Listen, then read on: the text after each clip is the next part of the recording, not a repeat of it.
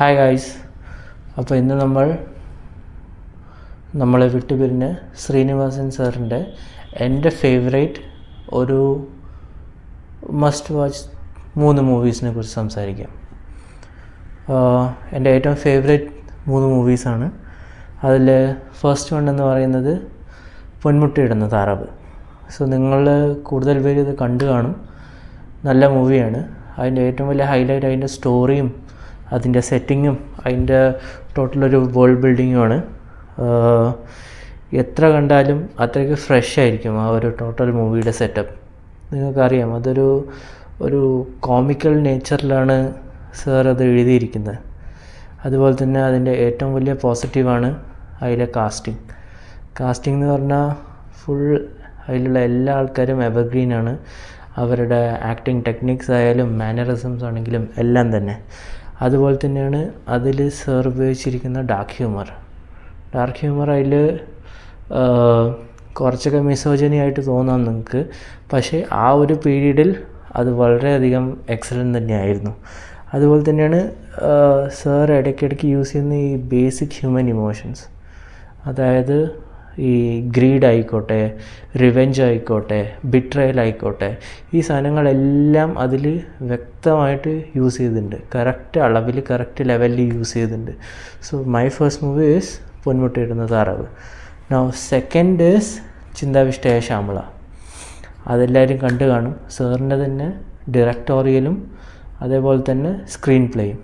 അതിൽ തന്നെ ഏറ്റവും ബിഗ്ഗസ്റ്റ് പോസിറ്റീവ് എന്ന് പറയുന്നത് അതിലെ കാസ്റ്റ് എന്ന് പറയുമ്പോൾ ശ്രീനിവാസൻ, അതേപോലെ തന്നെ തിലകൻ, ഇന്നസെൻറ്റ്. അതിൽ ഏറ്റവും കൂടുതൽ അതിനെ സ്ട്രൈക്ക് ചെയ്ത കഥാപാത്രം നമ്മുടെ തിലകൻ സാറിൻ്റെയാണ്. തിലകൻ്റെ മാനറിസംസ്, അല്ലെങ്കിൽ അതിൽ ശ്രീനിവാസൻ്റെ അച്ഛനായിട്ട് യൂസ് ചെയ്യുന്ന മാനറിസംസും ബോഡി ലാംഗ്വേജും വേർഡ്സും എന്തായിക്കോട്ടെ ഭയങ്കര നാച്ചുറലായിരുന്നു. അതേപോലെ തന്നെ അതിൽ കാണിച്ചിരിക്കുന്ന മനുഷ്യൻ്റെ ഗ്രീഡായാലും എൻലൈറ്റ്മെൻറ്റ് തേടിയുള്ള ഒരു ജേണി ആയാലും, അതിനുശേഷം ഫീമെയിൽസ് സൊസൈറ്റിയിൽ അനുഭവിക്കുന്ന ആ ഒരു ഇഷ്യൂസിനെല്ലാം നല്ല രീതിയിൽ അതിൽ പോർട്രേ ചെയ്യാൻ ആൾ ശ്രമിച്ചിട്ടുണ്ട്. അത് നല്ല രീതിയിൽ വർക്കൗട്ടും ആയിട്ടുണ്ട്. അതേപോലെ തന്നെയാണ് അതിലുള്ള അതിൻ്റെ ഏറ്റവും ക്ലൈമാക്സിൽ ലെജൻഡറി മോണോലോഗ് ഉണ്ട് സാറിൻ്റെ വക. ക്ലാസ് എടുത്തുകൊണ്ടിരിക്കുമ്പോൾ ഏറ്റവും ലാസ്റ്റുള്ള ഒരു മോണോലോഗ് വളരെ അടിപൊളിയാണ്. അത് ഒരു മസ്റ്റ് വാച്ചാണ്. അതേപോലെ തന്നെ തേർഡ് മൂവിയാണ്, നിങ്ങളിത് കണ്ടിരിക്കാൻ സാധ്യതയില്ല. The name is Chidambaram. ഇതിൽ ശ്രീനിവാസൻ സാറിൻ്റെ ഉടനീളം റോളില്ല, ഒരു ഫസ്റ്റ് ഹാഫ് വരെ ഉള്ളൂ. പക്ഷേ as A movie it's exceptional. ഇതിൻ്റെ ഡയറക്ടർ എന്ന് പറയുന്നത് ദ ലെജൻഡറി ജി അരവിന്ദൻ സാറാണ്, ദ ലെജൻഡറി ഡയറക്ടർ.